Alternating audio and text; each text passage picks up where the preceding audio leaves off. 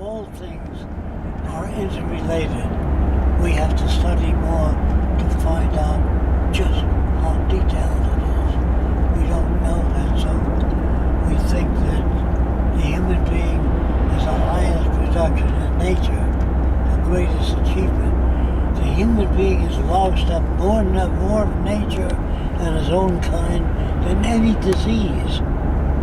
He's got a lousy record. You know what I mean? Yeah. And they tell you in school that the seed is the beginning of a plant. How do you know it isn't the end product? So is it small? You know, the seed may be the maximum expression of genetics for the next tree.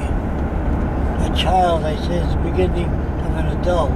Two adults get together, the sperm mixes with the ovum, and you get a new product. Yeah. So a child is not necessarily the beginning.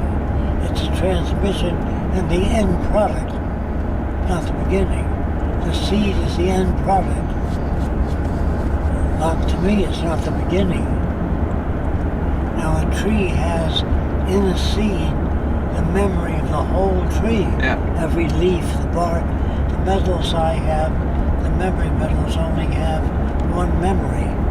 So we should study seeds, how they have 1,000 memories or 3,000. What is that product? How does it work? That will give us a good insight into the future for computers and everything else. Yeah. If you want to increase the memory, the question is, what is memory? What is it physically? And if the thing you say, I don't know, then you pursue it. And I'm talking about this, the anthropologists and the geneticists think in terms of the genes.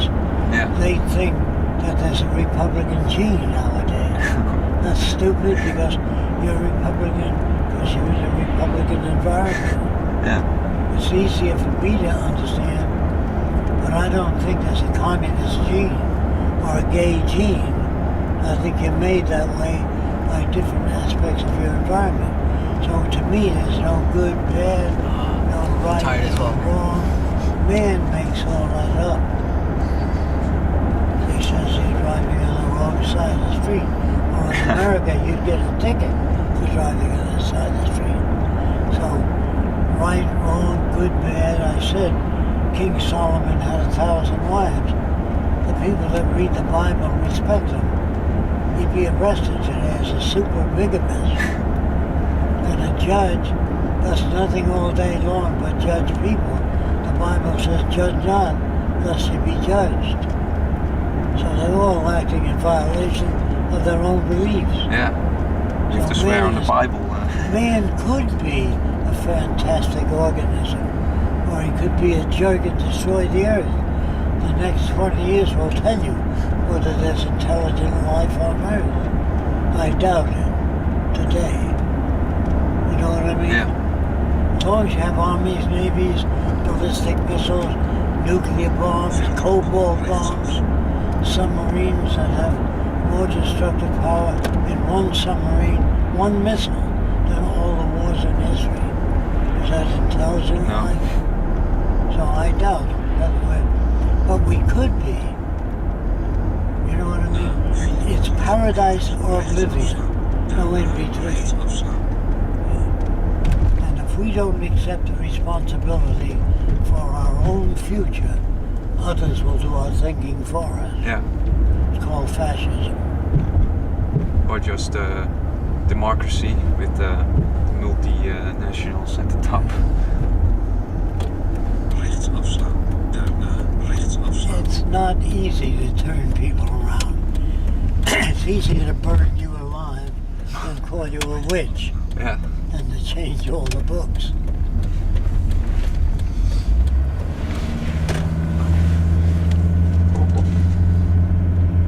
You know, they also found out that alcoholism was very prevalent in Ireland.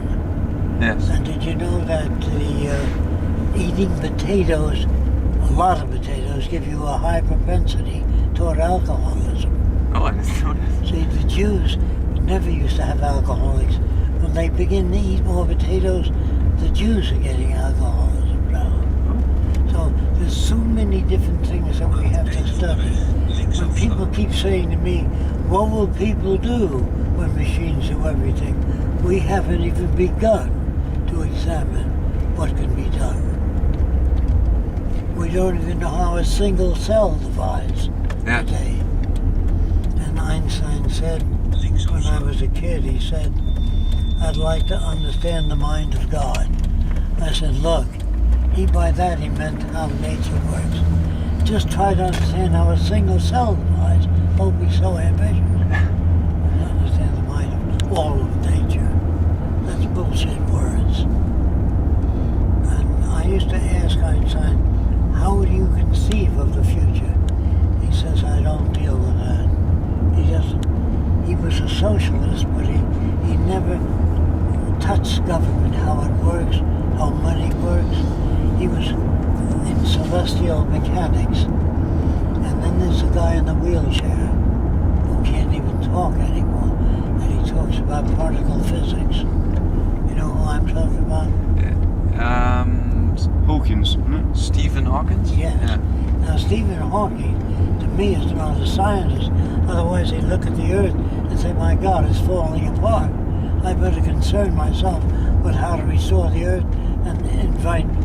He's not a scientist. He's focused on math, and that's a danger. If you just focus your whole life on math alone, you can tell me where the planet Venus will be 4,000 years from now. I'm not interested in that. I'm interested in this fucking world that's moving toward destruction of the environment. Yeah. So scientists should be at the forefront of demanding social change. They're so ignorant and so specialized in their field that they stick in their field. If they were real scientists, they say, what makes war? What makes serial killers? What makes people that are creative and the difference between some people that aren't? What are the factors I have to know? They're not into that yet. So science is a rudimentary field today, if you understand what I'm saying. Yeah, Do you? I think I do. Okay. So you also think that space stations, such as the International Space Station, is a waste of They time? could be used for dropping nuclear weapons in the future and guiding them right to targets. Man is not wise enough yet to go out into space. He's going to fuck up that area with guided missiles, and the next war will be partly fought out there. If you understand, man is very stupid. Yeah. Look at the Pentagon. A bunch of grown men working on destruction of the Earth systems. They think they're there to defend the country. The way you defend the country is to bridge the difference between nations, not kill them. That's what's missing. That's what the Venus Project is about. Bridging the difference. Restructuring human values to make the world a better place. Restoring the damaged reefs, the oceans, the forests. Those are all the things that'll keep us alive. Yeah. If we destroy those, there is no future. Exactly. Okay. That's what the Venus Project is about. It's quite an important point to make. Political system. You know, most people look at the architecture and, you know, a lot of people, Jacque, look at the architecture and they say, oh, you know, it's all about fancy sort of Thunderbird looking architecture, you know, not interested in that. They're not really looking at the deeper meaning of the Venus Project, which is the actual change of the social system. There are such things. Yeah. Most scientists think that government knows what they're doing. I guess they do. Otherwise they'd form a group and never make weapons. In other words, when Einstein, Urey, and all these scientists got together, Oppenheimer, to make the atom bomb, they assumed that the government would be intelligent enough to say to the Japanese, we have a terrible weapon, we're going to blow it up 30 miles out in the ocean to show you what we have. We'd rather not drop it on your cities. And they went to President Truman, who had a hat store. He was a hat salesman. And they said, please drop it out 30 miles. He says, I don't want those guys around me anymore. And he dropped on Hiroshima and Nagasaki. He killed hundreds of thousands of people. And they won't forget that 30 years from now when they get their technology. You only build resentment with war. Yeah, you only You're going to build hatred Yeah. over the future. Now, how do you say to people, I'm sorry? Harry Truman was a jerk and dangerous. I told you he was a hat sale. George Washington had 300 slaves. He was the first president of the United States. He was an asshole. Yeah. So I'm saying not only are they stupid, they're dangerous. Politicians are all the same. So we need to do some hard work because it isn't just the schools we want to change. It's the military, the average person. That's why we want to make a movie. We need money to make a movie, and a movie can get to millions of people in 1 month. Yeah, that's it. I lecture at the most to 500 people at a time. That isn't much, but a movie can get to millions of people.